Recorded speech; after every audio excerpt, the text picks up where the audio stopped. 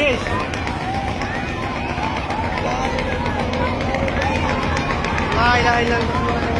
ওটা তলো বেটাটা নগদ হাইরা গেল।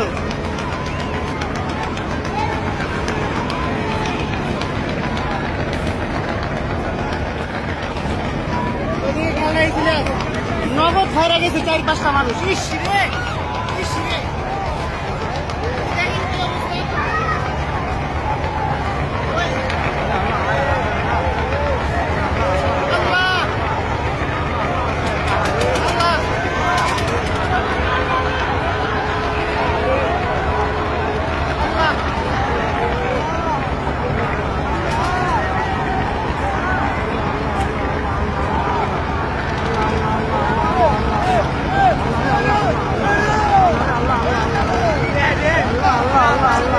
কেন এভাবে বাড়ি যেতে হবে নিজের জীবনের ঝুঁকি নিয়ে? মানুষ কি বাড়িতে না গেলে কি আর ঈদ হবে না? ঈদে বাড়ি যেতে হবে এমন কোনো কথা আছে? আমি তো লঞ্চ মালিকের কোনো দোষ দেবো না, লঞ্চের দোষ দেবো না। লঞ্চ তো এভাবে ভিড়ে মানে এভাবেই ভিড়ে, নতুন কিছু না। সে রিস্ক নিয়ে কেন এভাবে উঠতে গেছে? জানেনই তো আমাদের দেশের কিচ্ছা কাহিনী, নিজের জানমালের নিরাপত্তা নিজের কাছেই নিতে হবে, এখানে অন্য কেউ দেবে না। মানুষেরও তো দোষ আছে, ঝুঁকিপূর্ণ জায়গা থেকে লঞ্চ উঠে কেন? হ্যাঁ, লঞ্চ এভাবে ঝুঁকিপূর্ণ জায়গা থেকে কেন উঠতে হবে? আর সদরঘাটে লঞ্চের সাথে সাথে সব সময়ই যে ধাক্কা খায় এটা এমন করে না। আর ঈদের সময় তো অনেক লঞ্চ, আর লঞ্চের তো বডিটা তো অনেক বড়, এটা তো গাড়ি না যে চাইলেই তারা এই লঞ্চ কাম ব্যাক করবে। বিশালদের এত বড় লঞ্চ সামান্য জায়গায় ধাক্কাধাক্কি করে বের হতেই হয়। যদি সামনের সাইডে ওঠার সময় দুর্ঘটনা ঘটতো তাহলে তাদের দায়বদ্ধ থাকতো, কিন্তু দেখেন এখানে কিন্তু ঝুঁকিপূর্ণ সিদ্ধান্ত নিয়ে উনি একটা সামান্য ট্রলার দিয়ে পিছন সাইড দিয়ে মানে এখানে জীবনের রিস্ক নিয়ে মানে লঞ্চে উঠতে গেছে। আমরা নিজেরা আসলে সাবধান হতে পারি না, এবং এই কথাটা আমরা কখনো স্বীকারও করি না। আজ যে দুর্ঘটনা হয়েছে এটা সম্পূর্ণ অসাবধানতার কারণে। কেউ কখনো শুনেছেন কি না জানি না, যখন লঞ্চগুলো পিছনের দিকে যায় তখন কিন্তু বারবার লঞ্চে মাইকে অ্যানাউন্স করে কিন্তু বলা হয়ে থাকে যে লঞ্চের ডালিতে কেউ যাবেন না, কিন্তু দেখেন এখানে এদের লোকজনের অবস্থা ডালিতেই তারা হচ্ছে দাঁড়িয়ে রয়েছে। শুধু লঞ্চের বিরুদ্ধে যে মামলা করলে হবে না, এখানে গার্মেন্টস মালিকদের মামলা করা উচিত। কারণ কি জানেন, আমাদের দেশে গার্মেন্টস ফ্যাক্টরিগুলো ইচ্ছে করলে কিন্তু পার্ট বাই পার্ট সিস্টেম করে 2-4 দিন আগে থেকে ছুটি দেওয়ার ব্যবস্থা করতে পারতো, কিন্তু এরা তা করে না। 1 দিন বা 2 দিন গ্যাপ দিয়ে এমনভাবে ছুটিগুলো দেয় মানে মানুষের ভোগান্তি তো থাকেই না, মানে ভোগান্তি তো শেষ থাকে না এরকম অবস্থা। অথচ যদি ধাপে ধাপে ছুটি দিত মানুষ এত কষ্টও পেত না, সবাই সুন্দরভাবে নিরাপদভাবে এবং গাড়ি ভাড়া কম দিয়েই তারা বাড়িতে যেতে পারতো। কিন্তু যখন একসাথে সবাইকে গণহারেভাবে সব প্রতিষ্ঠানগুলো ছুটি দেওয়া হচ্ছে তখন একই দিনে সবাই বাড়িতে যাওয়ার কারণে এই একই অবস্থা হচ্ছে। আর প্রতি বছর আমাদের এই ঈদ আসলেই যেন না কোনো মানে কি বলবো, ঈদ আসলেই মানে এই অবস্থা শুরু হয়। সেইভাবে গ্রামের বাড়ি যাওয়ার পথে আর ঈদ শেষে হলে ফিরে আসার পথে বাস, ট্রেন, লঞ্চ দুর্ঘটনা তো অনেক ঘটে। এটা যেন বাংলাদেশের একটা নিয়তি হয়ে দাঁড়িয়েছে। বাংলাদেশের আজকে মানে কি বলবো, মানুষের জীবনের তো কোনো নিরাপত্তা নেই।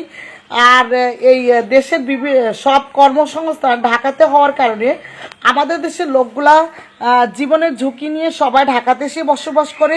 আর ঢাকাতে প্রতিনিয়ত এরকম দুর্ঘটনার কারণে মানুষ আসলে অনিরাপত্তারভাবেই জীবনযাপন করে। আমাদের দেশের মানুষের যেরকম সচেতনতার অভাব, আর সরকারের তো সব বিষয়েই দুর্বলতা আছে। কারণ সরকার যে জনহারে যে জনসংখ্যা বাংলাদেশের সেই জনসংখ্যা অনুপাতে দেশের মানুষের তো জানমালের নিরাপত্তা দিতেই পারে না। অন্যদিকে ফ্যাক্টরিগুলোরও সিস্টেম নেই কোনো, মানে সব দিক দিয়ে বাংলাদেশটা একটা জগা খিচুড়ি অবস্থা তৈরি হয়েছে। আর বাংলাদেশের মানুষের সেন্সেরও অভাব। মানুষের কাছে কি সময়ের থেকে মানে জীবনের থেকে কি সময় অনেক বড় যে না আমাকে জীবনে রিস্ক নিয়ে হলো লঞ্চে করতে হবে? তো ব্যাপারটা হয়ে গেছে এইরকম একটা অবস্থা। তো তো এইভাবে যদি আমাদের দেশ আসলে পরিচালনা হতে থাকে, এইভাবে যদি চলতে থাকে, আমরা আসলে প্রতিনিয়তই মৃত্যুর দিকে অবধারিত হব। আর প্রত্যেক বছরই ঈদ আসলেই তো বুঝতেই পারছেন এরকম সেম একটা অবস্থা তৈরি হয়েছে আমাদের দেশে। কোনো দিন বাড়ি না ফেরাচ্ছে থেকেও দেরিতে ফেরা ভালো, কিন্তু আমরা এই সহজ কথাটা বুঝি না। আমরা এতটা ব্যতিব্যস্ত হয়ে পড়ি। দেখেন এই ভিডিওটাতে যদি দেখেন যে এই লোকটা কিন্তু অবৈধভাবে লঞ্চে উঠেছে, এবং এই যে ছোট ছোট ডিঙ্গি নৌকাগুলো দেখেন কিভাবে পিছন সাইড দিয়ে যাত্রীদের উঠাচ্ছে।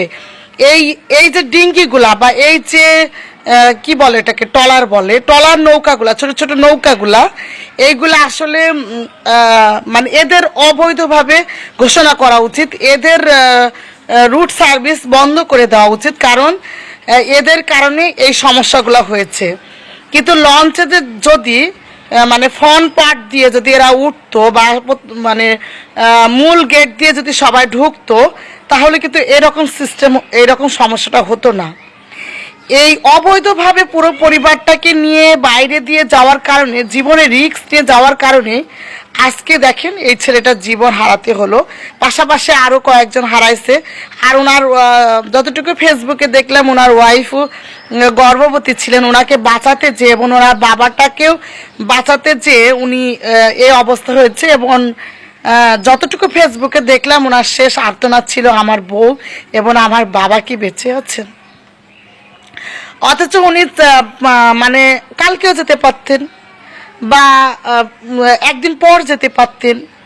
এমন না যে, আমি জানি যে আমরা অনেক সময় ঢাকাতে থাকি, অনেক দিন বাড়িতে যাওয়া হয় না। ঈদের সময় যে কটা দিন ছুটি থাকুক বাড়িতে যাব, এলাকার মানুষের সাথে চলাফেরা করব, কথা বলবো, কিন্তু তারপর দিন শেষে তো আমাদের জীবনটাও ভাবতে হবে যে আমাদের জীবনে নিরাপত্তা কোথায়।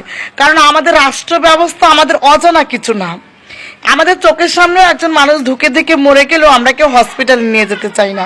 যেমন এই ছেলেটাকে কিন্তু অনেক টাইমে, আরেকটা ভিডিওতে আছে, অনেক লং টাইমে এই ছেলেটা কিন্তু বেঁচে ছিল, কিন্তু হসপিটালে নিয়ে গেলে বাস্তব কিনা জানি না, সবই আল্লাহর হাতে, আল্লাহর ইশারা।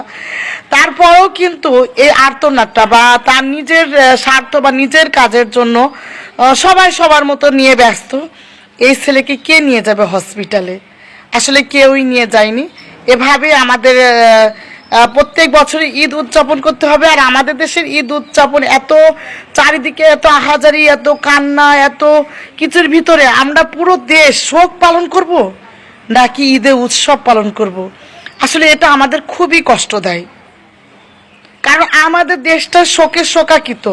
তারপরও আমাদের দিন শেষে দেখেন আমাদের ঈদটা উদযাপন করতে হচ্ছে, কারণ নিজেদের প্রয়োজনে, নিজেদের স্বার্থে আমাদের শোক কাটিয়ে আবার সেই মানে কান্না চোখে আবার মুখে হাসি আনতে হচ্ছে।